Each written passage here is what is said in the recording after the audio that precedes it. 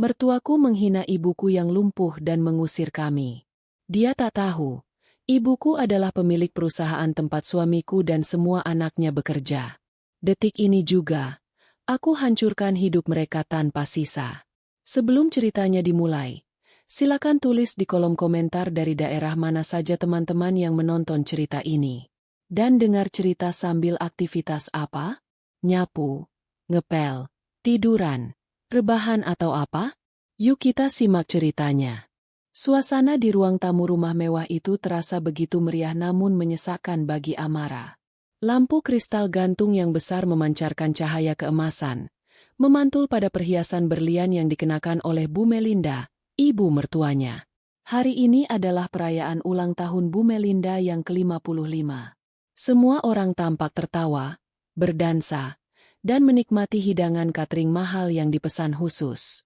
Namun, di sudut ruangan, Amara berdiri dengan gelisah di samping kursi roda ibunya, Bu Lestari. Bu Lestari, yang sudah 3 tahun terakhir mengalami stroke ringan, tampak lelah. Wajahnya pucat, namun matanya tetap memancarkan sisa-sisa kewibawaan yang dulu dimilikinya. Tangannya yang gemetar berusaha memegang gelas berisi sirup merah yang baru saja diberikan oleh pelayan. Amara baru saja hendak membantu memegang gelas itu ketika Rangga, suaminya, memanggilnya dari arah meja prasmanan. "Amara, sini sebentar, bantu Tante Siska ambilkan piring," seru Rangga dengan nada memerintah, tanpa menoleh sedikit pun ke arah ibu mertuanya yang duduk di kursi roda. Amara menoleh bimbang. "Sebentar, Mas. Aku mau bantu ibu minum dulu." "Ah, dia kan bisa sendiri.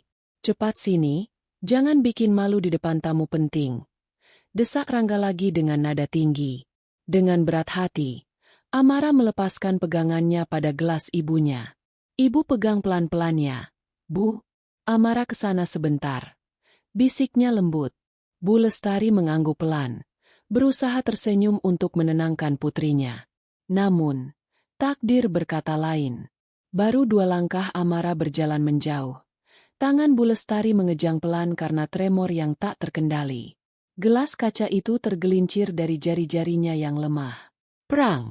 Suara pecahan kaca terdengar nyaring, menghentikan alunan musik jazz yang sedari tadi mengisi ruangan. Sirup merah kental tumpah ruah, menggenangi karpet bulu domba berwarna putih bersih yang diimpor langsung dari Turki, kebanggaan terbesar Bu Melinda. Cairan merah itu menyebar cepat seperti noda darah di atas salju. Hening. Semua mata tertuju ke sudut ruangan. Bu Melinda, yang sedang tertawa lebar bersama teman-teman sosialitanya, menoleh. Wajahnya yang penuh riasan tebal seketika berubah merah pada menahan amarah. Dia berjalan menghentak-hentak menghampiri Bu Lestari yang menunduk gemetar melihat kekacauan di bawah kakinya. "Ya Tuhan, karpetku!" jerit Bu Melinda histeris. Dia menatap Bu Lestari dengan tatapan jijik yang tak ditutup-tutupi.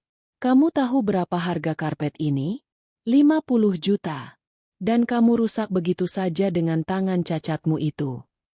Amara berlari kembali, berlutut di dekat pecahan kaca untuk memungutinya. "Maaf, Bu. Ibu saya tidak sengaja." Tangannya tremor. "Nanti Amara ganti. Amara akan bersihkan." "Ganti?" Bu Melinda tertawa sinis. Suaranya menggema di seluruh ruangan yang sunyi. "Pakai apa kamu ganti? Pakai uang suamimu? Itu uang anakku. Uang Rangga. Kamu dan ibumu ini sama saja, cuma benalu." Rangga datang membelah kerumunan, tapi bukannya membela istrinya. Dia justru terlihat kesal melihat kekacauan itu. "Amara, kan sudah aku bilang urus ibumu yang benar. Lihat sekarang, pesta ibu jadi berantakan." Amara mendongak, menatap suaminya dengan tatapan tak percaya. "Mas, ibu sakit. Ini kecelakaan. Kenapa kamu malah marah?" "Kecelakaan, kecelakaan," potong Bu Melinda kasar. Dia menunjuk wajah Bu Lestari yang sudah berkaca-kaca. "Dengar ya, Amara. Sejak awal aku sudah bilang, aku tidak sudi punya besan lumpuh yang menyusahkan seperti ini. Sudah miskin, sakit-sakitan, tidak punya sopan santun pula. Clarissa, adik ipar Amara, bukannya membantu, malah sibuk merekam kejadian itu dengan ponselnya untuk konten Instagram Story, sambil berbisik-bisik mengejek ke arah kamera. Guys, lihat nih, drama di ulang tahun Mami. Si miskin bikin ulah lagi. Darah Amara mendidih. Dia bangkit berdiri, membersihkan noda sirup di roknya. Cukup, Bu. Jangan hina ibu saya. Dia orang tua. Orang tua yang tidak berguna, bentak Bu Melinda. Nafasnya memburu. Dengar baik-baik, Amara. Mulai detik ini, bawa ibumu yang lumpuh ini keluar dari rumahku. Urus saja dia di gubuk kalian. Menantu miskin, tak tahu diri. Jangan pernah kembali ke rumah ini lagi sampai kamu sadar posisi kamu itu cuma numpang. Bu Melinda menarik napas, lalu memberikan ultimatum terakhir yang akan dia sesali seumur hidupnya. Rangga itu manajer sukses di perusahaan besar. Masa depannya cerah. Dia tidak pantas punya istri yang bawa beban orang tua cacat. Pergi sana. Ibumu itu sampah. Bu Lestari, yang sejak tadi diam, tiba-tiba mengangkat kepalanya. Matanya yang sayu menatap tajam ke arah Bu Melinda. Ada wibawa yang mengerikan dalam diamnya. Namun, dia tidak mengatakan apa-apa, hanya menyentuh tangan Amara pelan. Amara merasakan sentuhan dingin tangan ibunya. Dia menarik napas panjang, menelan semua emosi yang ingin meledak. Wajahnya yang tadinya panik, kini berubah menjadi datar dan dingin. Sangat dingin. Baik, kata Amara pelan namun tegas. Suaranya memecah keheningan. Kalau itu mau ibu, saya akan pergi. Saya akan bawa ibu saya keluar dari rumah ini. Bagus. Pergi sekarang, usir Rangga. Merasa perlu mendukung ibunya agar tidak kehilangan fasilitas mobil mewahnya. Jangan harap aku jemput kamu sebelum kamu minta maaf dan cium kaki ibu. Amara tidak menjawab. Dia dengan sigap membersihkan sisa pecahan kaca agar ban kursi roda ibunya tidak tertusuk. Lalu perlahan mendorong kursi roda itu berbalik arah. Dia berjalan tegap melewati para tamu yang berbisik-bisik mencemooh. Tak ada setetes pun air mata yang jatuh di pipinya. Saat mereka mencapai pintu depan yang besar dan megah, Amara berhenti sejenak tanpa menoleh. Dalam hatinya dia berjanji, ini terakhir kalinya kalian menginjak harga diri kami. Tepat saat Amara melangkahkan kaki keluar dari pintu gerbang yang tinggi, ponsel di saku jas Rangga berbunyi. Sebuah notifikasi masuk. Rangga, yang masih emosi, melirik layar ponselnya dan seketika senyum lebar merekah di wajahnya. Notifikasi bank. Limit kartu kredit platinum Anda telah dinaikkan menjadi 500 juta rupiah. Lihat, Bu. Seru Rangga bangga, memamerkan ponselnya pada Bu Melinda. Bang saja percaya sama kesuksesan Rangga. Limit naik lagi. Biar saja Amara pergi. Nanti juga dia ngemis-ngemis balik karena butuh uang belanja. Bu Melinda tertawa puas, memeluk putranya. Anak ibu memang hebat. Sudah. Ayo kita lanjut pestanya. Anggap saja barusan kita buang sampah. Mereka kembali berpesta, tertawa di atas penderitaan orang lain.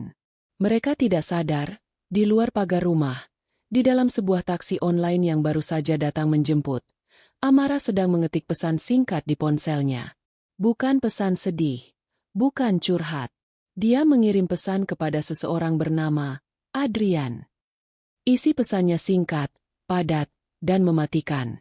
Bekukan semua akses aset, kartu kredit, dan fasilitas perusahaan atas nama Rangga dan keluarganya. Audit dimulai besok pagi. Amara menatap layar ponselnya. Status pesan berubah menjadi read. Lalu balasan masuk. Siap, Nona. Perintah dilaksanakan. Amara menoleh pada ibunya di kursi belakang taksi. Bu Lestari tersenyum tipis, senyum yang sama sekali tidak menunjukkan rasa sakit hati, melainkan senyum seorang jenderal yang siap menjatuhkan bom. Kamu sudah dengar kata-katanya tadi, Amara? Tanya Bu Lestari pelan. Suaranya tidak lagi bergetar.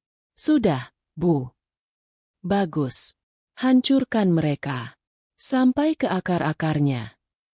Taksi online itu melaju membelah jalanan Jakarta yang macet, membawa Amara dan Bu Lestari menjauh dari kawasan elit tempat tinggal Bu Melinda menuju sebuah apartemen penthouse di pusat kota yang selama ini dirahasiakan Amara.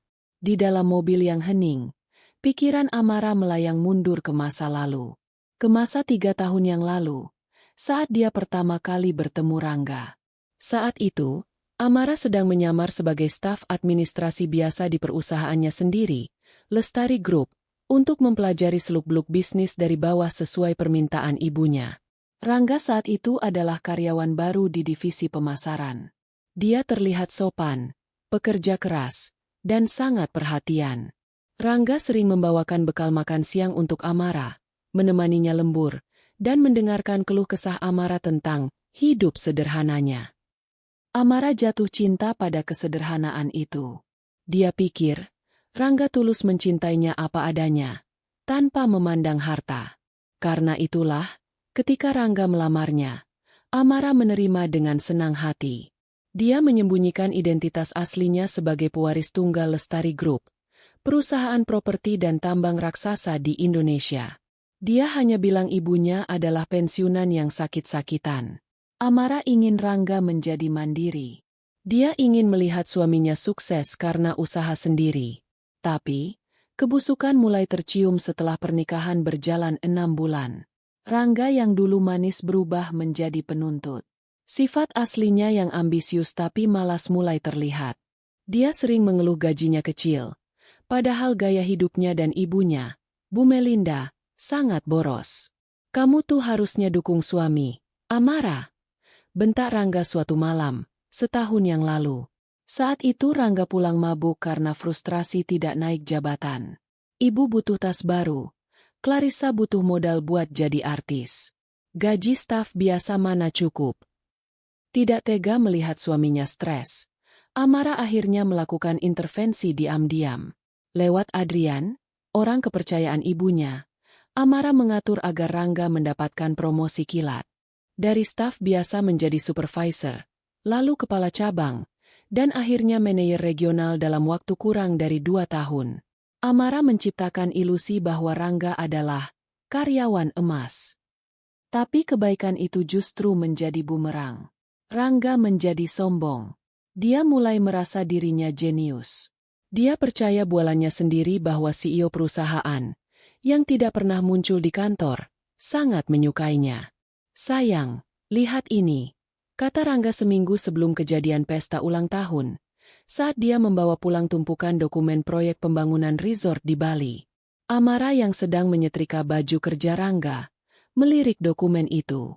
Matanya menyipit. Dia tahu betul proyek itu. Itu proyek high risk yang seharusnya ditinjau ulang.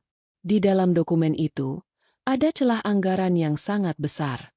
"Mas, kamu yakin mau tanda tangan ini?" tanya Amara hati-hati, meletakkan setrikaannya. Dia mengambil dokumen itu, membalik halaman ke bagian rincian anggaran. "Lihat di sini, biaya materialnya dimarkup sampai 300%. Kalau ada audit, ini bisa jadi masalah pidana, Mas." Rangga langsung merampas dokumen itu dari tangan Amara dengan kasar. Kertas-kertas itu nyaris robek. "Heh! Kamu tahu apa soal bisnis miliaran begini?" Hardik Rangga menatap istrinya dengan tatapan merendahkan. "Kerjaan kamu cuma nyuci, masak, ngurus ibumu yang sakit itu. Jangan sok pintar mengajari aku. Aku ini manajer regional. CEO perusahaan sangat percaya padaku. Beliau bahkan bilang lewat email kalau aku bebas mengatur anggaran." Amara terdiam. Dia ingin sekali berteriak bahwa email CEO itu sebenarnya dikelola oleh sistem otomatis yang dia awasi, dan persetujuan itu sebenarnya jebakan untuk menguji integritas Rangga. Tapi Rangga sudah buta. "Tapi Mas, itu berbahaya." "Diam," bentak Rangga. "Tugasmu cuma melayani aku di rumah. Soal cari uang, itu urusan laki-laki. Pantas saja kamu miskin terus. Pikiranmu sempit, penakut." Malam itu, Amara menangis dalam diam. Bukan karena bentakan Rangga, tapi karena dia menyadari bahwa pria yang dia nikahi sudah mati. Yang ada di hadapannya hanyalah boneka tamak yang digerakkan oleh keserakahan ibunya. Dan peran Bu Melinda dalam kerusakan rumah tangga mereka sangatlah vital. Bu Melinda adalah dalang di balik semua tuntutan Rangga. Wanita itu punya obsesi gila hormat. Dia ingin dianggap sebagai ningrat. Padahal latar belakangnya hanyalah orang biasa yang kebetulan punya anak yang posisinya sedang naik daun. Setiap kali Amara dan Rangga berkunjung ke rumah Bu Melinda, pembicaraan tidak pernah jauh dari uang. Rangga, lihat Tante Siska, menantunya baru membelikan mobil Alphard. Masa kamu yang manajer perusahaan besar mobilnya masih Pajero lama? Sindir Bu Melinda suatu sore. Iya, Bu. Nanti Rangga usahakan, jawab Rangga. Lalu melirik Amara dengan tatapan menyalahkan, seolah-olah Amara adalah penghalang rezekinya. Lagian, uangmu habis buat apa sih, Rangga? Sambung Clarissa. Adik Rangga yang kerjanya hanya berdandan. Pasti buat beli obat ibunya ke Amara ya? Duh, orang sakit itu emang boros biaya ya. Harusnya kalau sudah tua dan sakit, sadar diri, jangan nyusahin anak muda. Amara mengepalkan tangannya di bawah meja makan. Clarissa, jaga bicaramu. Itu ibuku. Loh, kan fakta, Kak. Balas Clarissa santai sambil mengunyah keripik. Coba kalau Kak Rangga nggak nikah sama kakak. Pasti uangnya utuh buat kita. Bisa buat aku jalan-jalan ke Eropa. Rangga tidak membela Amara. Dia hanya menghela napas panjang dan berkata, "Sudahlah, Amara. Jangan sensitif. Adikku benar kok. Biaya pengobatan ibumu itu besar. Bulan depan aku potong jatah uang belanja kamu ya. Buat cicilan mobil baru ibu." Itulah puncaknya.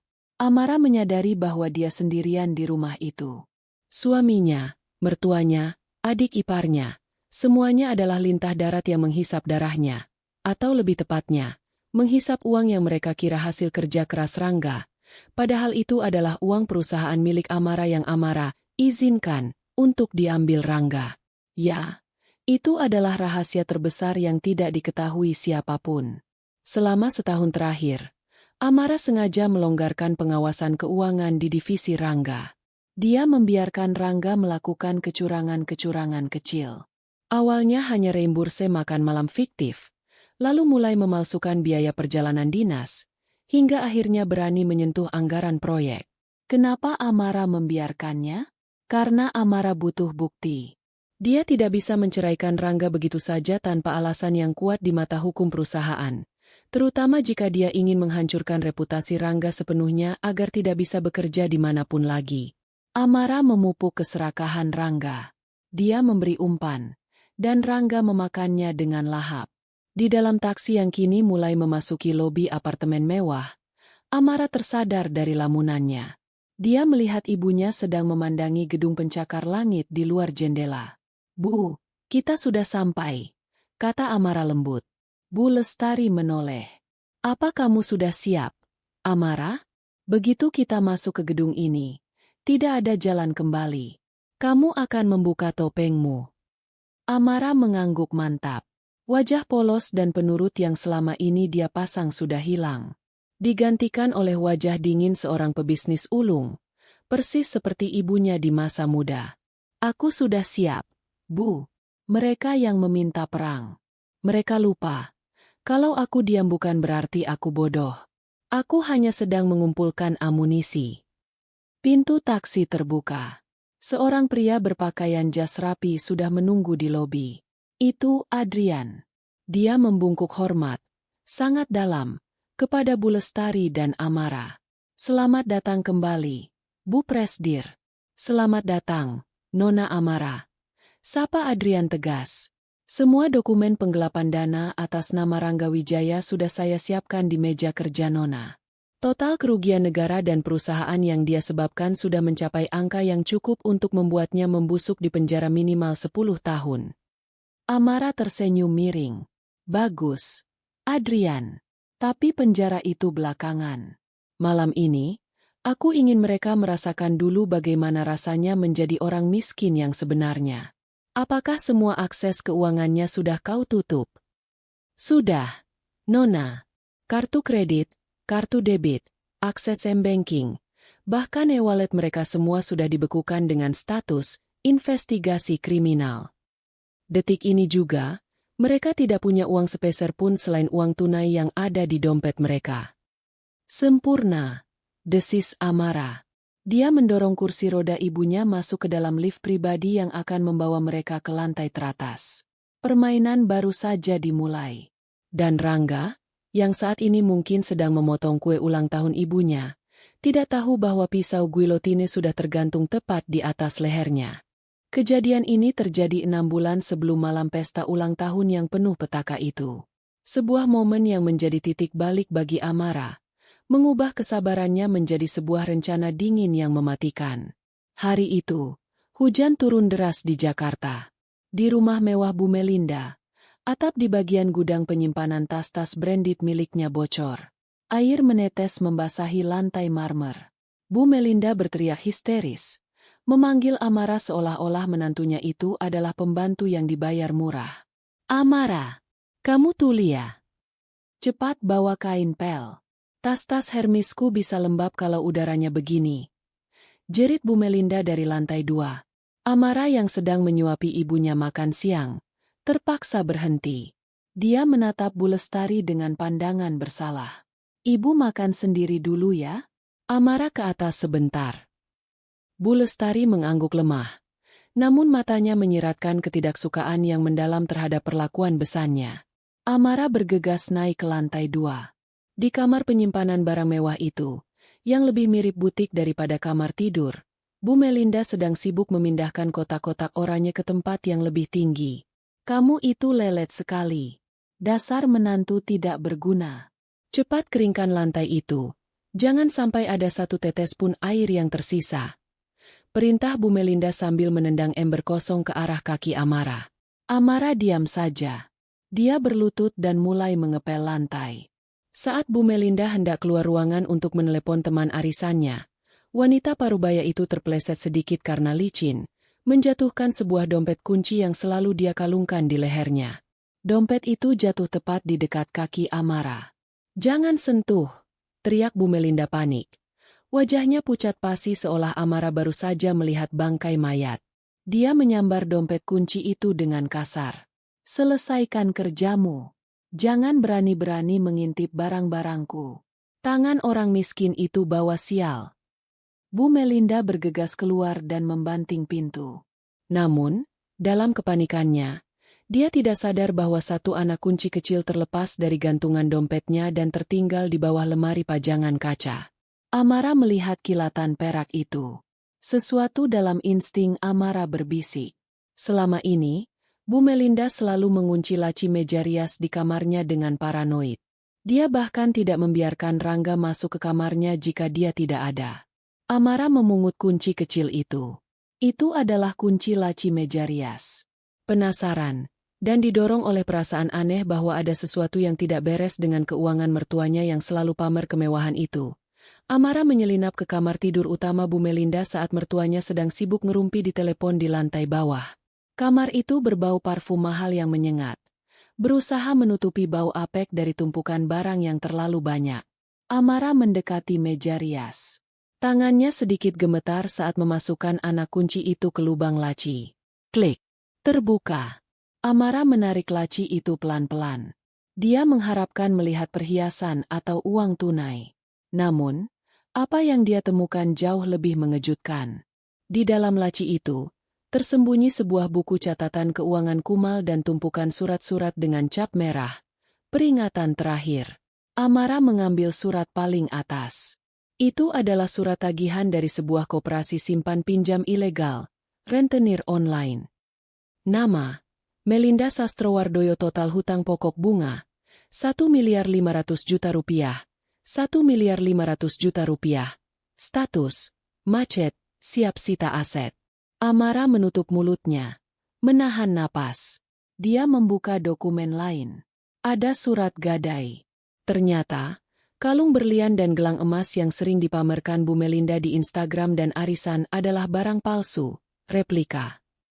Barang aslinya sudah digadaikan setahun yang lalu dan belum ditebus. Bunga gadainya sudah membengkak tak terkira. Lalu, Amara menemukan buku catatan harian Bu Melinda. Tulisan tangannya berantakan, penuh dengan perhitungan angka yang tidak masuk akal. Tanggal 10, minta Rangga transfer 50 juta, bilang buat beli obat jantung, padahal buat bayar bunga rentenir. Tanggal 25, desak Rangga minta bonus kantor lagi. Harus bayar arisan sosialita. Malu kalau nunggak. Clarissa butuh 200 juta buat beli followers dan bot Instagram biar kelihatan terkenal. Suruh Rangga ambil dari kas kecil kantor. Tangan Amara gemetar. Bukan karena takut, tapi karena marah. Ternyata selama ini, tekanan yang diberikan Rangga padanya, tuduhan bahwa Amara boros, bahwa biaya pengobatan ibunya membebani, adalah kebohongan besar. Rangga memeras Amara dan perusahaan, hanya untuk menutupi lubang hitam keserakahan ibunya yang mengerikan. Bu Melinda memiliki apa yang disebut Amara sebagai kanker gengsi. Dia lebih rela mati daripada terlihat miskin. Dia menderita peniapobia, takut kemiskinan, yang ekstrim, sampai menghalalkan segala cara, termasuk menjerumuskan anaknya sendiri ke dalam korupsi. Amara segera mengeluarkan ponselnya. Dia memotret semua dokumen itu. Surat utang, bukti gadai, catatan harian, semuanya. Dia mengumpulkan bukti-bukti kehancuran finansial mertuanya. Tiba-tiba, pintu depan terbanting. Bu Melinda sudah selesai menelepon. Amara dengan cepat mengembalikan semuanya ke posisi semula, mengunci laci, dan menyelipkan kunci kecil itu kembali ke bawah karpet di lorong, seolah-olah terjatuh di sana. Malam harinya, Amara bertemu dengan Adrian di dalam mobil yang diparkir agak jauh dari rumah, saat Amara beralasan pergi ke minimarket. "Nona, data yang Anda kirimkan barusan sangat menarik," kata Adrian sambil memeriksa tabletnya. Wajahnya serius. Ternyata aliran dana yang digelapkan Rangga selama ini tidak ditabung atau diinvestasikan. Uangnya hangus, menguap begitu saja untuk membayar bunga berbunga dari utang ibunya. "Betul, Adrian," jawab Amara dingin. Tatapannya menatap lurus ke jalanan gelap. Mereka hidup dalam gelembung sabun. Kelihatannya indah dan berkilau, tapi dalamnya kosong. Sekali tusuk, semuanya meledak. "Apa instruksi Anda, Nona? Apakah kita hentikan sekarang? Jika kita stop akses Rangga sekarang, Bu Melinda akan dikejar debt collector minggu depan," tawar Adrian. Amara menggeleng pelan. Sebuah senyum tipis yang mengerikan terukir di bibirnya. "Jangan. Itu terlalu mudah. Kalau mereka jatuh sekarang, mereka masih bisa beralasan mereka korban penipuan. Aku ingin Rangga masuk lebih dalam. Biarkan dia mengambil uang lebih banyak lagi."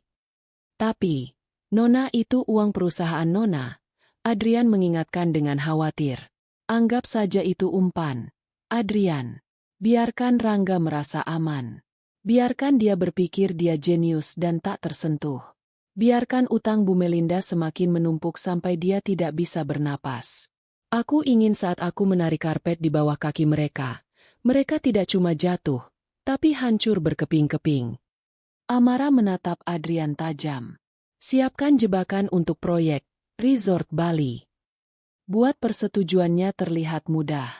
Rangga pasti akan mengambil kesempatan itu untuk markup besar-besaran demi menutupi utang ibunya yang jatuh tempo bulan depan." Adrian mengangguk, memahami betapa strategis dan kejamnya rencana nona mudanya ini. Amara tidak hanya ingin menghukum, dia ingin memusnahkan musuhnya dengan tangan musuh itu sendiri. "Baik, Nona. Senjata sudah dikunci. Kita tinggal menunggu waktu untuk menarik pelatuknya." Amara keluar dari mobil, kembali berjalan menuju rumah neraka itu dengan kantong kresek minimarket di tangan, kembali memasang wajah menantu yang bodoh dan penurut. Namun di dalam hatinya, dia sudah memegang leher mereka semua. Kembali ke masa kini, malam setelah pengusiran yang menyakitkan itu. Di penthouse lantai 45 yang menghadap langsung ke Bundaran HI, suasana sangat kontras dengan rumah Bu Melinda yang norak. Di sini, segalanya bernuansa modern, minimalis, dan berkelas. Kaca-kaca besar menampilkan kelap-kelip lampu kota Jakarta yang seolah tunduk di bawah kaki Amara. Bu Lestari sudah tertidur pulas di kamar utama yang dilengkapi peralatan medis canggih dan perawat pribadi yang siaga 24 jam. Amara baru saja selesai mandi, membersihkan sisa sirup lengket yang menempel di tangannya saat insiden di pesta tadi. Dia mengenakan jubah mandi sutra berwarna hitam. Rambutnya yang basah dibiarkan tergerai. Dia berjalan masuk ke ruang kerjanya, sebuah ruangan yang selama ini menjadi pusat kendali rahasia Lestari Group. Di dinding, 3 layar monitor besar menyala, menampilkan grafik saham, data aliran dana, dan rekaman CCTV dari berbagai kantor cabang. Adrian berdiri di samping meja kerja, sudah siap dengan setumpuk berkas. "Bagaimana keadaan ibu?" tanya Adrian. "Dia sudah tidur. Dokter bilang tekanan darahnya stabil, tapi dia butuh istirahat total dari stres," jawab Amara sambil duduk di kursi kebesarannya. Kursi CEO yang sesungguhnya. "Baiklah, mari kita mulai eksekusinya, Nona," kata Adrian. Amara meletakkan tangannya di atas keyboard. Jari-jarinya menari lincah, mengetikkan kode akses keamanan tingkat tinggi yang hanya dimiliki oleh pemilik tunggal perusahaan. Login. A. Lestari 001 password. Layar berubah menjadi merah, lalu hijau. Aksdan. God mode. Tampilkan profil karyawan Rangga Wijaya. Perintah Amara. Wajah Rangga muncul di layar utama. Data-datanya terpampang jelas. Gaji, bonus, tunjangan, dan log aktivitas ilegalnya yang selama ini direkam diam-diam oleh sistem shadow yang dipasang Amara. Total dana yang diselewengkan sampai hari ini, 4.850 juta rupiah. Baca Amara datar. Kurang sedikit lagi untuk mencapai angka 5 miliar. Angka psikologis yang membuat jaksa penuntut umum tidak akan memberikan penangguhan penahanan. "Apa kita tunggu sampai 5 miliar? Tanya Adrian. "Tidak perlu. Bunga bank dari kartu kredit yang dia pakai untuk menutupi gaya hidup ibunya malam ini akan menggenapkannya," jawab Amara. "Mulai fase 1, pemutusan sumber daya." Amara menekan tombol enter. Di layar, status akun bank korporat Rangga berubah dari aktif menjadi frozen, under audit. Sekarang, hubungi Bank Sentral Asia, Mandiri, dan penyedia kartu kredit platinum mereka. Gunakan kuasa hukum perusahaan. Laporkan indikasi pencucian uang. Bekukan semua aset pribadi atas nama Rangga Wijaya, Melinda Sastrowardoyo, dan Clarissa Wijaya. Jadikan sertifikat rumah mereka, yang ternyata sudah Rangga jaminkan ke bank lain tanpa sepengetahuan ibunya, sebagai aset sitaan prioritas. Adrian tersenyum, lalu segera menelepon tim legal bank. Sementara itu, Amara membuka file lain. Ini adalah bagian yang paling memuaskan. Dia membuka email perusahaan. Selama ini, Rangga menerima email persetujuan proyek dari akun bernama CEO_office@lestarigroup.com. Rangga mengira dia berbalas pesan dengan bule tua yang baik hati. Amara mulai mengetik email baru yang akan dikirim besok pagi jam 8 tepat ke inbox Rangga. "Tu, Rangga Wijaya, Regional Manager, Subjek. Surat panggilan audit pemberhentian sementara." Isi email. YTH. "Saudara Rangga, sistem kami mendeteksi anomali anggaran sebesar 4,8 miliar rupiah dalam 2 tahun terakhir. Akun Anda dibekukan. Harap menghadap tim audit independen besok siang. Segala bentuk upaya penghilangan barang bukti akan menambah tuntutan pidana. Tertanda, AL." Amara menatap layar itu dengan puas. Dia pikir dia raja. Gumam Amara. Besok pagi, dia akan bangun dan sadar bahwa dia hanyalah pion yang sudah sampai di ujung papan catur. Keesokan paginya, sinar matahari masuk ke kamar Rangga di rumah ibunya. Dia terbangun dengan kepala pening sisa wine semalam. Dia meraba-raba nakas, mencari ponselnya. Jam menunjukkan pukul 9 pagi. Dia terlambat bangun. "Ah, sial. Tapi sudahlah. Aku kan bos. Bebas datang jam berapa saja," gumamnya sombong. Rangga turun ke bawah. Di meja makan, Bu Melinda dan Clarissa sedang sarapan dengan riang, membahas rencana belanja mereka hari ini. Rangga sayang, hari ini ibu mau ke Plaza Indonesia ya? Mau beli tas baru buat gantiin mood yang rusak gara-gara istrimu kemarin. Kata Bu Melinda manja. Iya, Kak. Aku juga mau beli kamera baru buat vlog. Sambung Clarissa. Rangga mengangguk sambil mengunyah roti.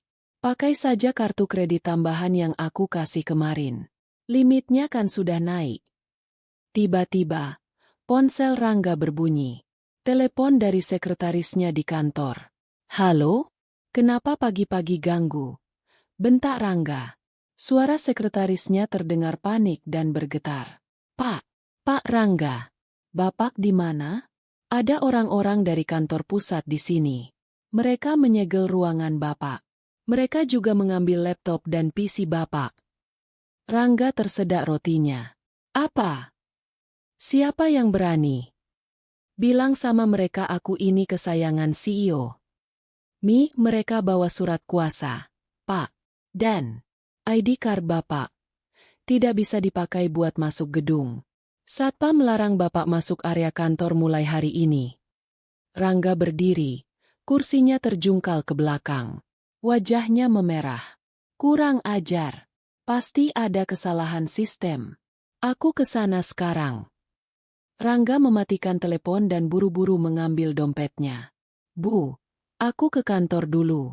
Ada error sistem bodoh. Ya sudah, hati-hati sayang. Jangan lupa transfer uang jajan Clarissa ya. Seru Bu Melinda, tidak sadar badai sudah ada di depan mata. Rangga berlari ke mobilnya. Dia menyalakan mesin dan melaju kencang. Di tengah jalan, dia mencoba membuka aplikasi mobile banking untuk mentransfer uang ke Clarissa agar adiknya diam. Dia memasukkan PIN. Loading. Lalu muncul pesan merah di layar ponselnya. Akun diblokir. Silakan hubungi kantor cabang terdekat. Kode R99. Indikasi tindak pidana. Apa-apaan ini? Rangga memukul setir mobilnya.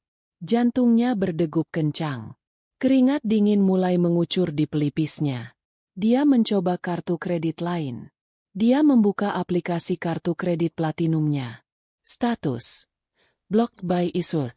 Rangga menepikan mobilnya mendadak di bahu jalan tol.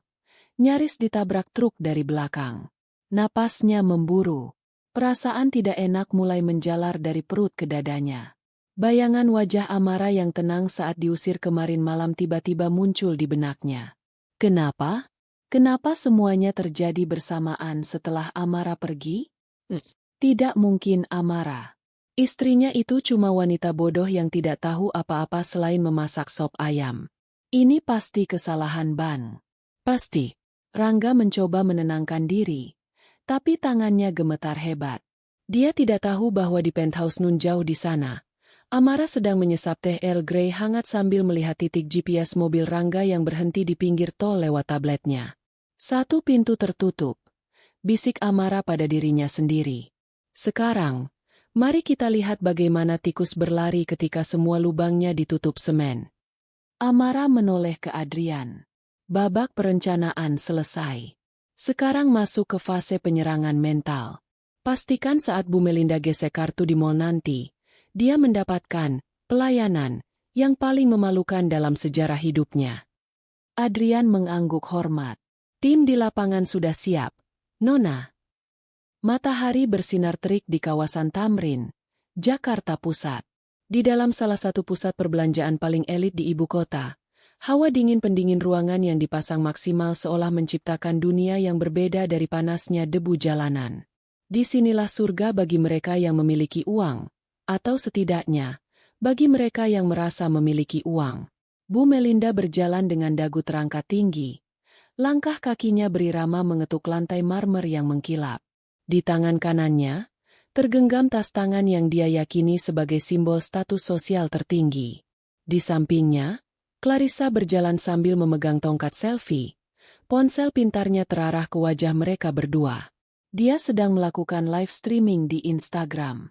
Hai! Guys, balik lagi sama aku, Clarissa dan ibu negara kita, Ibu Melinda. Sapa Clarissa dengan nada manja yang dibuat-buat ke arah kamera. Hari ini kita mau self-reward nih. Habis buang sampah beracun dari rumah. Iya kan, Bu? Bu Melinda tertawa kecil, membenarkan tatanan rambut sasaknya yang kaku karena hairspray. Betul sayang, kita harus merayakan kebebasan. Rumah jadi lebih wangi setelah si miskin dan ibunya yang bau obat itu pergi. Sekarang ibu mau cari tas baru. Yang kemarin rasanya sudah kuno. Mereka memasuki sebuah butik merek mewah asal Prancis. Aroma kulit asli dan parfum mahal langsung menyergap indera penciuman. Para pelayan toko yang berseragam hitam rapi menyambut mereka dengan senyum sopan. Meski mata terlatih mereka bisa membedakan mana old money dan mana OKB, orang kaya baru, yang memaksakan diri. Bu Melinda jelas masuk kategori kedua. Tapi uang adalah uang, pikir para pelayan itu. Selamat siang, Ibu. Ada yang bisa kami bantu? Sapa seorang pelayan senior bernama Dina. Dina sebenarnya sudah mendapatkan instruksi khusus pagi itu dari manajemen pusat. Namun wajahnya tetap datar profesional. Saya mau lihat koleksi tas terbaru. Yang limited edition. Jangan kasih lihat yang dipajang di depan. Itu barang pasaran. Saya mau yang ada di ruang VIP. Perintah Bu Melinda angkuh tanpa menatap wajah pelayan itu. Tentu, Ibu. Mari silakan. Mereka diantar ke ruangan khusus dengan sofa beludru. Bu Melinda duduk menyilang kaki, sementara Clarissa terus merekam setiap sudut ruangan. Lihat guys, kita lagi di ruang VIP nih. Cuma orang-orang terpilih yang boleh masuk sini. Celoteh Clarissa. Penonton live-nya mulai naik. Kebanyakan adalah akun-akun palsu dan teman-teman arisan ibunya yang penasaran. Dina mengeluarkan 3 buah tas. Salah satunya adalah tas kulit buaya berwarna merah marun seharga 800 juta rupiah. Mata Bu Melinda langsung berbinar. Ini adalah tas impiannya. Tas yang akan membuat Jeng Sari dan Jeng Tutut di arisan nanti mati kutu karena iri. Bungkus yang ini, kata Bu Melinda tanpa bertanya harga. Sama tambahkan scarf sutra itu 2. Buat anak saya 1. Pilihan yang sangat bagus. Ibu, puji Dina. Totalnya menjadi 850 juta rupiah. Bu Melinda tersenyum meremehkan. Murah. Rangga pasti senang kalau ibunya tampil cantik. Dia mengeluarkan dompetnya, lalu menarik selembar kartu kredit berwarna hitam platinum. Kartu tambahan yang diberikan Rangga. Dia melempar kartu itu ke atas meja kaca. Gesek saja. Tanpa pin. Dina mengambil kartu itu dengan 2 tangan. Lalu membawanya ke mesin EDC. Bu Melinda menunggu dengan senyum kemenangan, membayangkan wajah-wajah iri teman-temannya. Clarissa mendekatkan kamera ke wajah ibunya. Wih, ibu emang the real sultan. Namun, 1 menit berlalu. Dina belum kembali. 2 menit. 3 menit. Bu Melinda mulai tidak sabar. Mbak, kok lama sekali? Mesinnya rusak atau tangan kamu yang lelet? Teriaknya. Dina kembali dengan wajah yang dibuat prihatin. Di belakangnya, manajer toko ikut berjalan mendekat. Maaf, Ibu. Kartunya declinet. Ditolak oleh sistem. Wajah Bu Melinda merah padam. Apa? Ditolak? Jangan sembarangan kamu. Itu kartu limitnya baru dinaikkan kemarin. Coba lagi.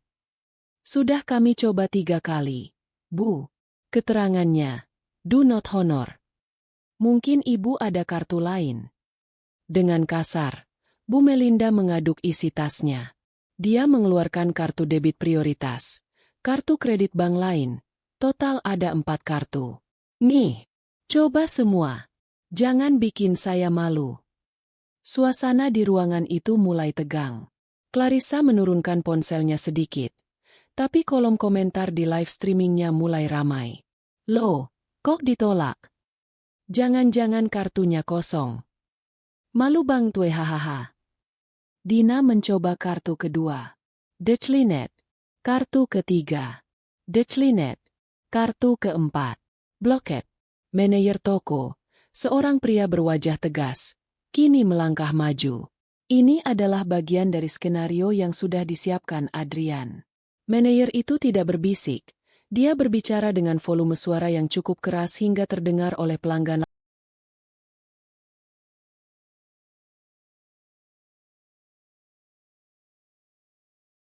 lain di luar ruangan VIP yang pintunya sengaja sedikit dibuka.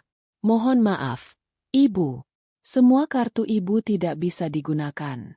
Bahkan, pada percobaan terakhir, muncul notifikasi, stolen card, atau kartu curian. Sesuai prosedur keamanan toko kami, jika muncul notifikasi seperti ini, kami wajib menahan kartunya dan menghubungi keamanan. Dunia Bu Melinda serasa runtuh. Jantungnya berhenti berdetak sesaat. Apa? Kartu curian? Lancang sekali mulutmu. Saya ini ibunya Rangga Wijaya, manajer Lestari Group. Ini kartu anak saya. Bagaimana mungkin saya mencuri kartu anak sendiri? Bu Melinda berdiri, kakinya gemetar. Keringat dingin mulai melunturkan bedak tebal di wajahnya. Fobia terbesarnya, ketakutan dianggap miskin dan hina, kini terpampang nyata di depan mata. Ibu, tolong tenang, kata manajer itu tegas. Sistem bank tidak pernah bohong. Notifikasi yang muncul adalah laporan pemblokiran oleh pemilik dana utama karena indikasi pencurian. Apakah ibu bisa membayar tunai? Tunai? Siapa yang bawa uang tunai 800 juta? Jerit Bu Melinda. Suaranya melengking tinggi, menarik perhatian semua orang di butik. Beberapa pelanggan kaya lainnya mulai melongo ke dalam, berbisik-bisik sambil menutup mulut. Clarissa panik. Dia melihat layar ponselnya. Komentar netizen semakin brutal. Anjir, ternyata OKB. Orang kaya baru, halu. Ngaku kaya taunya kartu curian. Malu-maluin banget. Udah gaya selangit taunya zong. Clarissa buru-buru mematikan live streamingnya.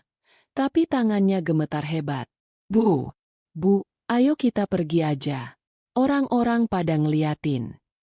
Tidak, saya tidak mau pergi sebelum mereka minta maaf. Bu Melinda masih berusaha mempertahankan sisa-sisa harga dirinya yang sudah hancur lebur. Dia merogoh tasnya, mencari ponsel. Saya akan telepon anak saya. Rangga akan beli toko ini sekalian buat pecat kalian semua. Bu Melinda menekan nomor Rangga dengan tangan gemetar. Nomor yang Anda tuju sedang tidak aktif atau berada di luar jangkauan. Bu Melinda mencoba lagi. Masuk ke pesan suara. Dia mencoba menelepon kantor Rangga. Halo, suara resepsionis terdengar. Sambungkan saya ke Rangga. Sekarang. Maaf, dengan siapa ini? Saya ibunya, pemilik perusahaan ini. Oh, Ibu Melinda. Suara resepsionis itu terdengar dingin dan aneh. Maaf Bu. Pak Rangga sedang diperiksa oleh tim audit di ruang isolasi. Beliau tidak bisa menerima telepon. Dan maaf, saya diperintahkan untuk menutup telepon ini. Klik. Sambungan diputus. Bu Melinda terpaku. Ponsel mahalnya terlepas dari genggaman dan jatuh ke lantai. Manajer toko memberi isyarat. 2 orang petugas keamanan berseragam safari masuk ke ruangan VIP. Ibu, mohon maaf. Karena kartu ini terindikasi curian dan Ibu membuat keributan yang mengganggu kenyamanan pelanggan lain, kami mohon Ibu meninggalkan toko ini sekarang. Atau kami harus menyerahkan Ibu ke pos polisi terdekat. Ancam manajer itu dengan sopan tapi menusuk. Bu Melinda melihat sekeliling. Tatapan Dina yang sinis, tatapan pelanggan lain yang jijik, dan tatapan Clarissa yang ketakutan. Rasa malu itu menghantamnya seperti ombak tsunami. Dia, Melinda yang terhormat, diusir seperti pengemis maling. Lututnya lemas. Dia nyaris ambruk kalau tidak ditahan oleh Clarissa. Ayo, Bu, kita pulang. Tarik Clarissa sambil menangis malu. Mereka berdua berjalan keluar dari butik dengan langkah terhuyung-huyung, diiringi tatapan mencemooh dari seisi mall. Tas-tas Hermes impian itu tetap tinggal di rak, tak terjangkau, menertawakan kemiskinan mereka yang tiba-tiba terungkap. Sepanjang perjalanan menuju parkiran, Bu Melinda merasa setiap mata menelanjanginya. Dia merasa telanjang, kotor, dan hina. Dia masuk ke dalam mobil Pajero Rangga, satu-satunya aset yang dia kira masih aman, dan menangis histeris, memukuli dashboard. Kurang ajar. Kurang ajar. Kenapa Bang melakukan ini padaku? Pasti ada yang salah. Rangga. Kamu di mana, Rangga? Tanpa mereka sadari, di pintu keluar parkiran mall, palang parkir otomatis tidak mau terbuka. Kartu e-money yang ditempelkan Clarissa juga saldo nol. Saldo tidak cukup. Suara mesin itu datar. Di belakang mereka, mobil-mobil lain mulai membunyikan klakson. Tin, tin, tin. Woi, maju dong. Mobil mewah kok nggak punya saldo. Teriak pengemudi di belakang. Clarissa harus turun dari mobil, berlari ke pos satpam, dan memohon-mohon untuk membukakan palang dengan jaminan KTP-nya karena dia tidak punya uang tunai receh sekalipun. Dompet mereka penuh kartu, tapi semuanya sampah plastik tak berguna. Hari itu, Bu Melinda belajar satu hal yang menyakitkan. Tanpa uang orang lain yang dia banggakan, dia bukan siapa-siapa. Dia hanyalah seorang wanita tua dengan utang miliaran yang baru saja dimulai mimpi buruknya. Langit Jakarta sudah gelap ketika mobil Pajero Rangga memasuki halaman rumah mewah Bu Melinda. Clarissa yang menyetir, karena ibunya masih syok berat dan terus meracau sepanjang jalan. Namun, sesampainya di rumah, pemandangan yang menyambut mereka justru menambah kepanikan. Rumah itu gelap gulita. Tidak ada lampu taman yang menyala. Tidak ada lampu teras. Gelap total, seperti rumah hantu. Sementara rumah tetangga kiri kanan terang benderang. Kenapa mati lampu? Apa token habis? Tanya Clarissa panik. Dia turun dari mobil, menyalakan senter ponselnya. Mereka masuk ke dalam rumah. Di ruang tamu yang gelap, duduk sesosok bayangan pria di sofa. Rangga? Panggil Bu Melinda ragu. Diam. Suara Rangga terdengar parau dan putus asa. Clarissa mengarahkan senter ke wajah kakaknya. Penampilan Rangga berantakan. Kemeja kerjanya keluar dari celana. Dasinya longgar. Rambutnya acak-acakan. Di meja di hadapannya, ada surat pemecatan dan satu botol air mineral murahan. Kenapa gelap begini? Rangga? Kenapa kamu diam saja? Kamu tahu tidak ibu dipermalukan di mall tadi?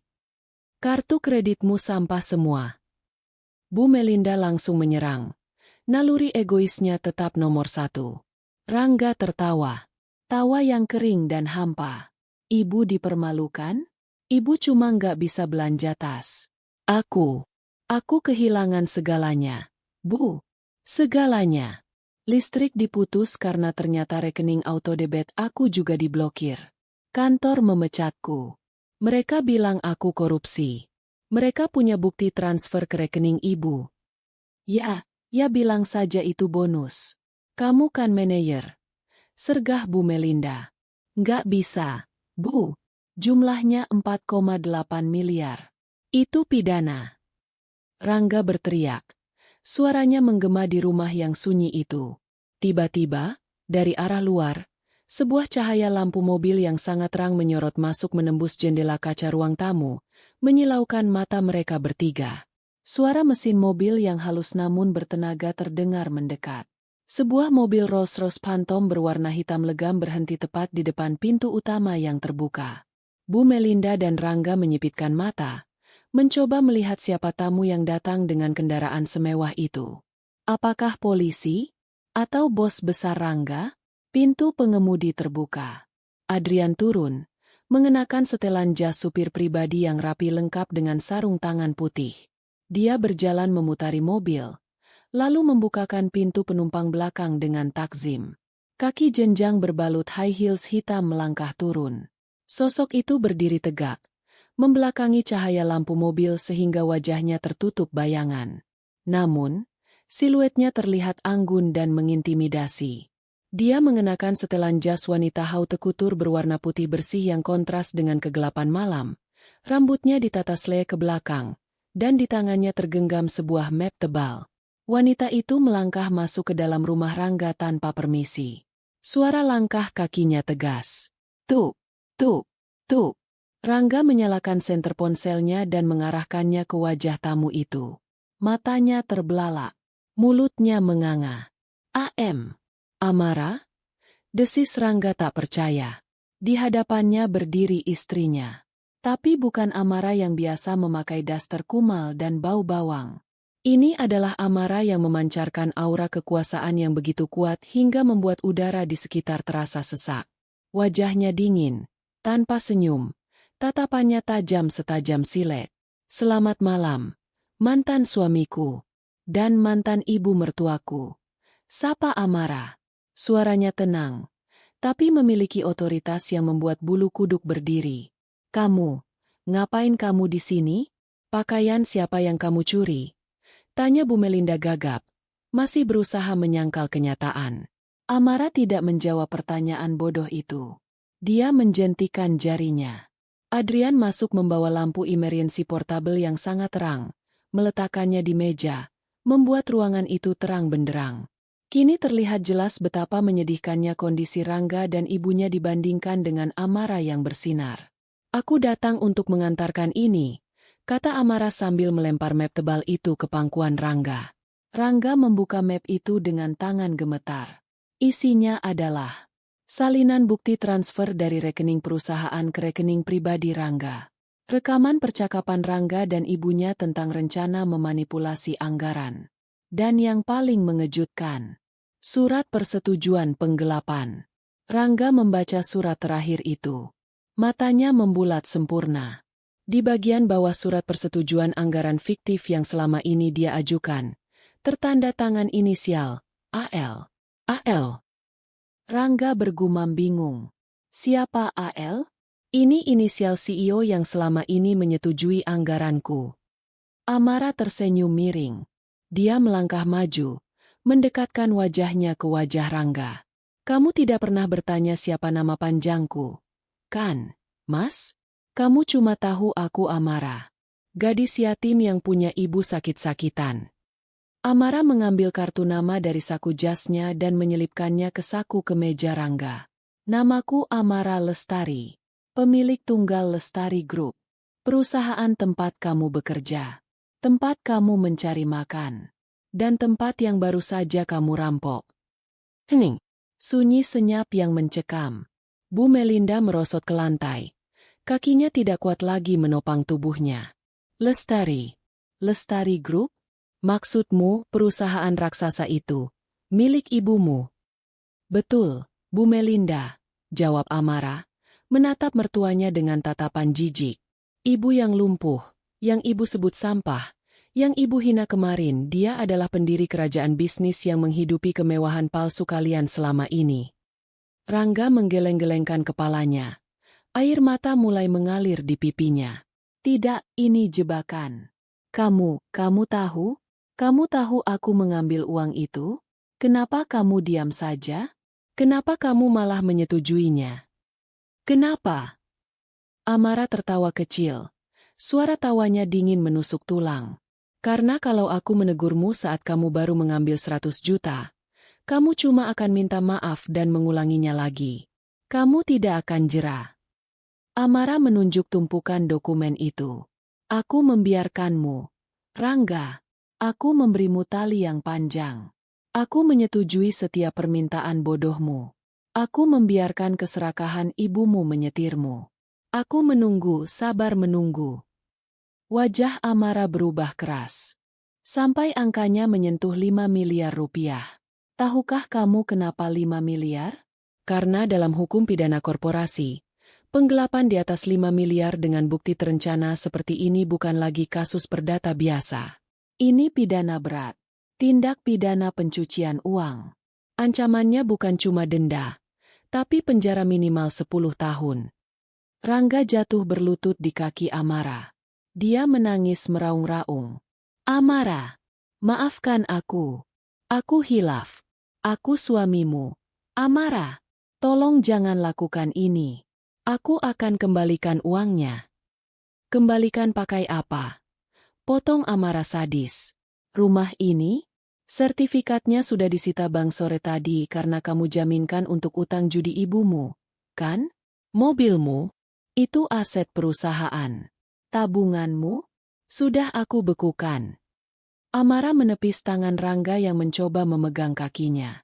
Dia mundur selangkah, membersihkan ujung celananya seolah baru saja terkena kotoran. Jangan sentuh aku dengan tangan kotormu. Suamiku sudah mati saat dia lebih memilih membela ibunya yang gila hormat daripada istrinya yang tulus. Amara beralih menatap Bu Melinda yang masih terduduk lemas dengan mulut terbuka. Dan untuk ibu. Amara berjongkok sedikit, mensejajarkan matanya dengan Bu Melinda. Selamat menikmati hidup miskin yang sesungguhnya. Tidak ada lagi arisan. Tidak ada lagi tas mewah. Mulai besok, ibu akan sibuk mencari pengacara gratisan untuk membela anak kesayangan ibu ini. Clarissa, panggil Amara tanpa menoleh ke arah adik iparnya yang mematung di pojok. Akun Instagram MU, dan semua barang branded yang kamu beli pakai uang perusahaan, akan disita polisi besok pagi sebagai barang bukti hasil kejahatan. Siap-siap saja followers MU tahu kalau idolanya adalah penadah uang curian. Clarissa menjerit histeris, melempar ponselnya ke dinding. Amara berdiri tegak, merapikan jasnya. Tugas saya selesai. Nikmati malam terakhir kalian di rumah ini. Besok pagi, tempat ini akan disegel. Amara berbalik badan, berjalan menuju pintu keluar dengan langkah pasti. Adrian mengikutinya di belakang. Amara, tunggu. Amara teriak Rangga putus asa. Mencoba mengejar tapi kakinya tersandung karpet. Karpet mahal yang dulu menjadi pemicu masalah ini. Amara tidak menoleh. Dia masuk kembali ke dalam Rolls-Royce-nya. Saat mobil mewah itu melaju pergi meninggalkan rumah yang gelap gulita itu, Amara melihat dari kaca spion. Rumah itu tampak kecil, suram, dan menyedihkan. Sama seperti penghuninya. Kemana kita sekarang, Nona? Tanya Adrian. Ke kantor polisi, jawab Amara datar. Kita serahkan bukti fisiknya sekarang. Biar mereka tidak bisa tidur nyenyak menunggu jemputan besok pagi. Di dalam kegelapan malam, Amara merasa beban berat di dadanya terangkat. Balas dendam memang tidak mengembalikan kesehatan ibunya, tapi melihat keadilan ditegakkan dengan tangannya sendiri memberikan rasa damai yang tak terlukiskan. Dia bukan lagi korban. Dia adalah hakim, jaksa, dan eksekutor bagi mereka yang telah menginjak-injak harga dirinya. Pagi itu, langit di atas perumahan elit tempat tinggal Bu Melinda tampak labu, seolah alam turut berduka atau mungkin sedang bersiap menurunkan badai untuk membersihkan kotoran yang tersisa. Di dalam rumah yang kini tanpa aliran listrik itu, suasana terasa seperti kuburan. Rangga duduk di lantai ruang tamu dengan tatapan kosong, kemejanya masih sama dengan yang dia pakai semalam. Kusut, bau keringat, dan berantakan. Di sebelahnya, Bu Melinda tertidur di sofa dengan posisi meringkuk. Wajahnya sembab sisa menangis semalaman. Clarissa duduk memeluk lutut di sudut ruangan, memandangi ponselnya yang mati total karena kehabisan baterai dan tak bisa diisi ulang. Keheningan pagi yang mencekam itu tiba-tiba pecah. Wiu, wiu, wiu. Suara sirine yang meraung-raung terdengar dari kejauhan. Semakin lama semakin dekat, membelah ketenangan komplek perumahan mewah itu. Suara itu bukan suara sirine ambulans, melainkan sirine khas mobil patroli polisi. Rangga tersentak. Dia merangkak menuju jendela, mengintip dari balik tirai yang tertutup rapat. Jantungnya seakan berhenti berdetak saat melihat 3 mobil polisi dan 1 mobil tahanan berhenti tepat di depan pagar rumahnya. Di belakang iring-iringan polisi itu, sebuah mobil sedan hitam mewah dengan bendera kecil di kap mesinnya juga ikut berhenti. Mereka datang. Bu, mereka benar-benar datang. Teriak Rangga panik, mengguncang tubuh ibunya. Bu Melinda terbangun dengan kaget. Siapa? Siapa yang datang? Penagih hutang. Polisi, Bu, polisi. Belum sempat mereka berpikir untuk melarikan diri. Suara gedoran keras terdengar di pintu depan. Selamat pagi. Kami dari kepolisian. Buka pintunya. Suara megafon polisi itu begitu keras hingga memancing perhatian para tetangga. Satu persatu pintu rumah di sekitar mereka terbuka. Ibu-ibu sosialita yang biasanya teman arisan Bu Melinda, seperti Bu Siska dan Bu RT, keluar dengan daster dan wajah penuh tanda tanya. Pembantu-pembantu rumah tangga berhenti menyapu halaman. Tukang sayur menghentikan gerobaknya. Semua mata tertuju ke rumah nomor 88. Ada apa itu di rumah Jeng Melinda? Bisik Bu Siska pada tetangganya. Kok banyak polisi? Jangan-jangan kasus narkoba? Atau korupsi? Wah, padahal kemarin baru pesta mewah. Sahut tetangga lain. Di dalam rumah, Rangga gemetar hebat. Dia tidak berani membuka pintu. Namun, polisi tidak sabar. Brak! Pintu depan didobrak paksa. 5 petugas berseragam lengkap dengan rompi anti peluru masuk, diikuti oleh 2 orang pria berjas rapi, tim legal Lestari Group. Saudara Rangga Wijaya? Tanya salah satu polisi dengan tegas, memegang borgol. Saya. Rangga mundur, menabrak meja hias hingga vas bunga pecah. Ini salah paham, Pak. Saya dijebak. Anda ditahan atas dugaan tindak pidana penggelapan dana perusahaan, pencucian uang, dan pemalsuan dokumen dengan total kerugian 4,8 miliar rupiah. Anda punya hak untuk diam, tapi segala perkataan Anda bisa digunakan di pengadilan. Tanpa basa-basi, petugas itu menarik tangan Rangga ke belakang. Klek! Bunyi besi dingin borgol yang mengunci pergelangan tangan Rangga terdengar begitu mengerikan. Rangga meronta. Sakit! Lepasin! Saya anak orang kaya.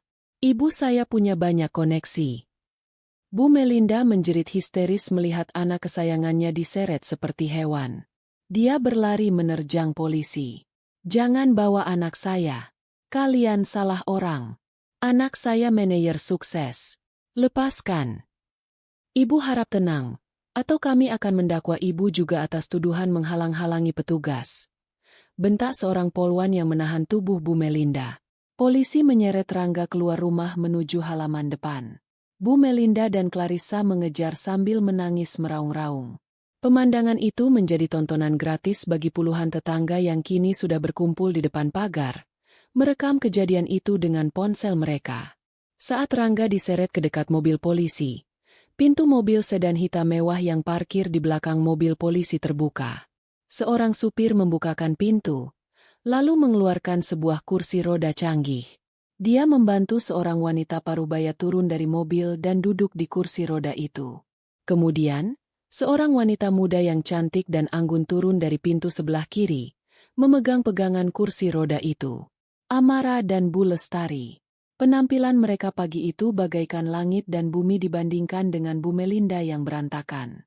Bu Lestari mengenakan batik sutra yang elegan, wajahnya segar, dan tatapannya tajam penuh wibawa.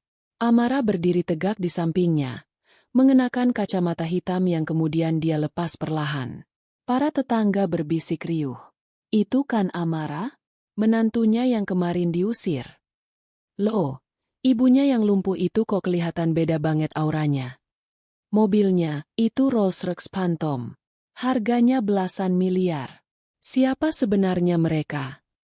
Bu Melinda yang melihat besannya datang, tiba-tiba mendapatkan secercah harapan palsu.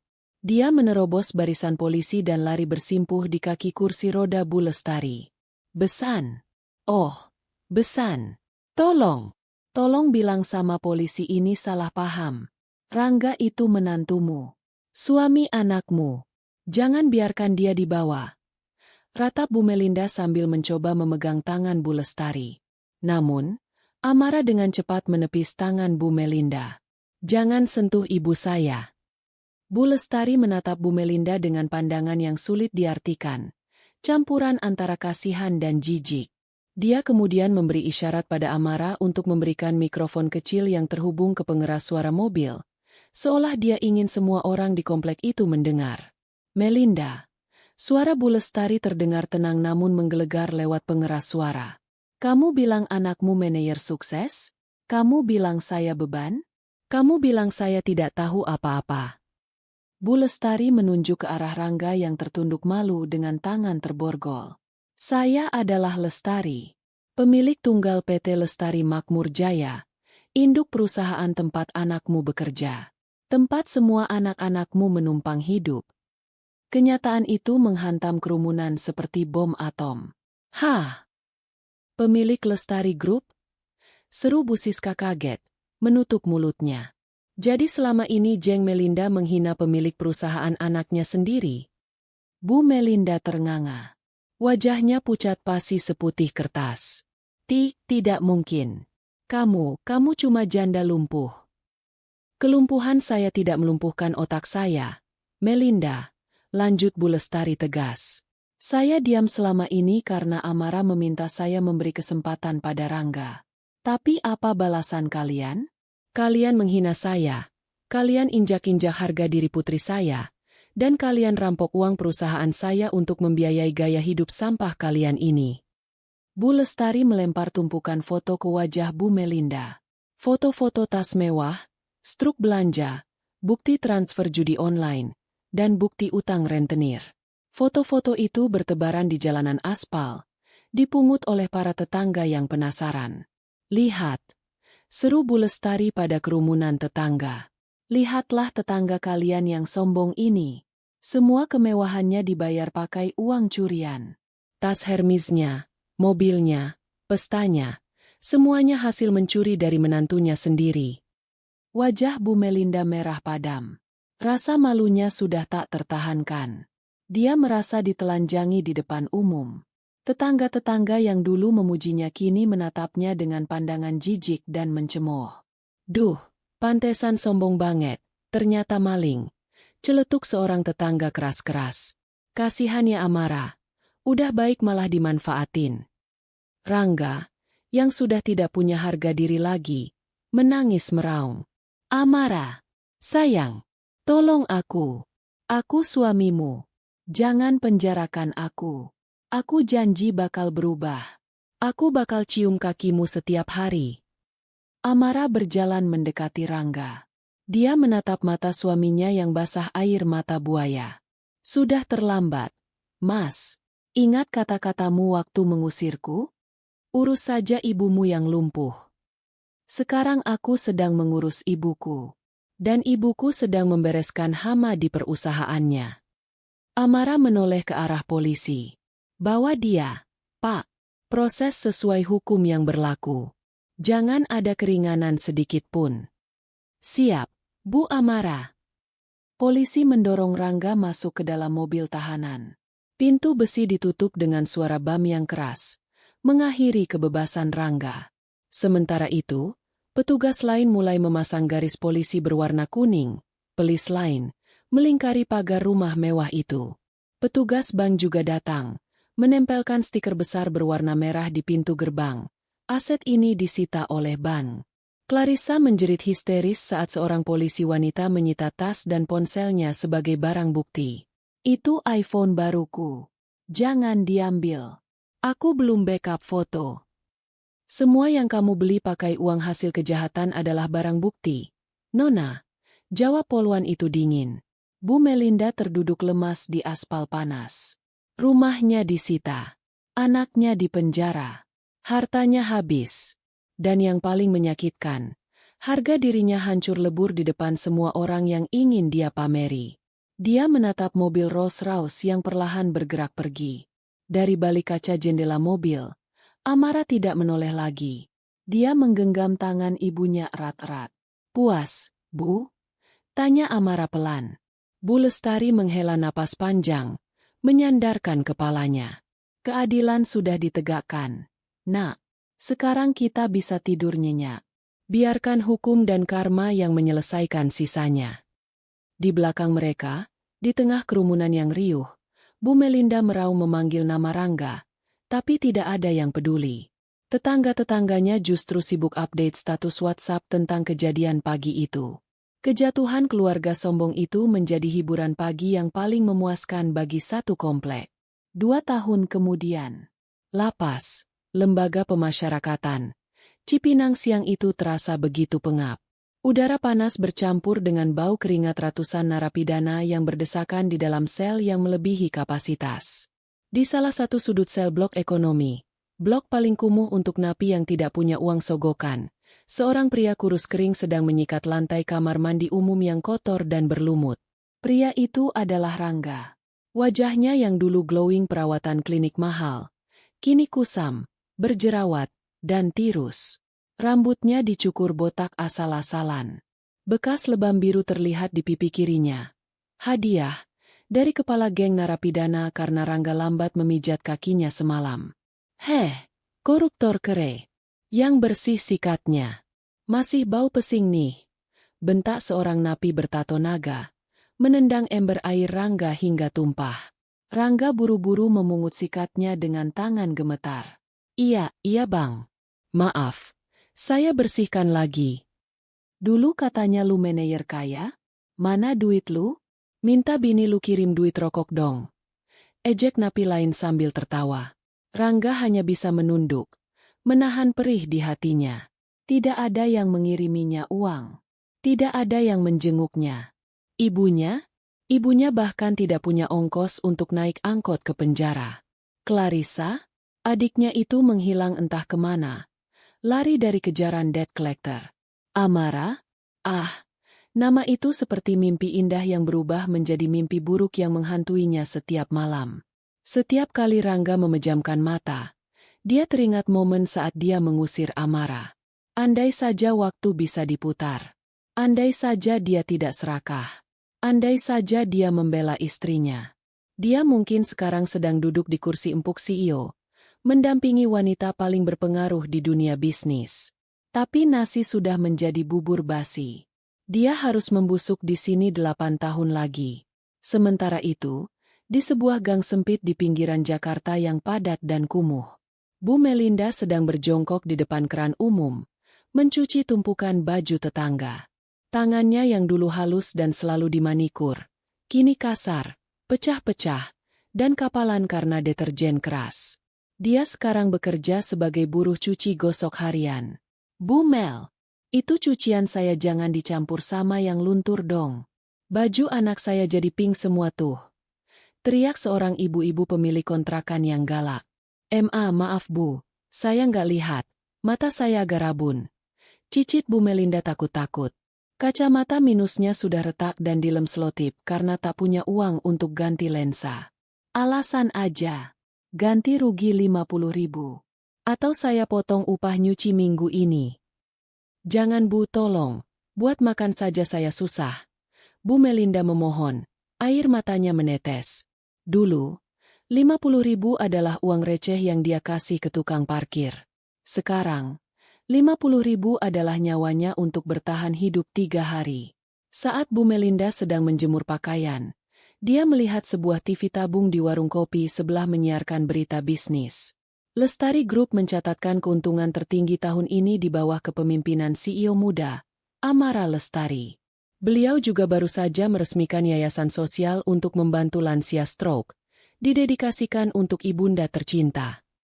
Di layar TV, terlihat Amara yang cantik jelita sedang memotong pita, tersenyum anggun ke arah kamera. Di sampingnya, Bu Lestari duduk di kursi roda, tampak sehat dan bahagia. Mereka terlihat bersinar, tak tersentuh. Hati Bu Melinda remuk redam melihatnya. Rasa sesal yang teramat sangat menghantam dadanya. Dulu, wanita hebat itu ada di rumahnya. Dulu, dia bisa saja menjadi bagian dari kemuliaan itu. Tapi kesombongannya sendiri yang menendang keberuntungan itu keluar pintu. Itu menantu saya.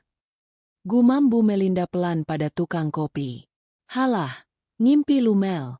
Nyuci aja nggak becus ngaku-ngaku mertua orang kaya. Udah gila kali si ibu ini. Cemooh tukang kopi itu disambut tawa pengunjung warung. Bu Melinda menunduk, menyeret langkah kakinya kembali ke peta kontrakannya yang sempit dan panas. Dia menangis sendirian dalam penyesalan yang tak berujung. Clarissa? Dia kini bekerja serabutan sebagai SPG rokok di jalanan. Wajahnya tertutup masker tebal karena takut dikenali oleh penagih pinjol yang menerornya setiap hari. Akun Instagramnya sudah lama mati. Mimpi menjadi influencer hancur karena jejak digital kasus kakaknya membuatnya di blacklist semua brand. Ribuan kilometer dari Jakarta, Di sebuah taman yang indah di kaki Menara Eiffel, Paris.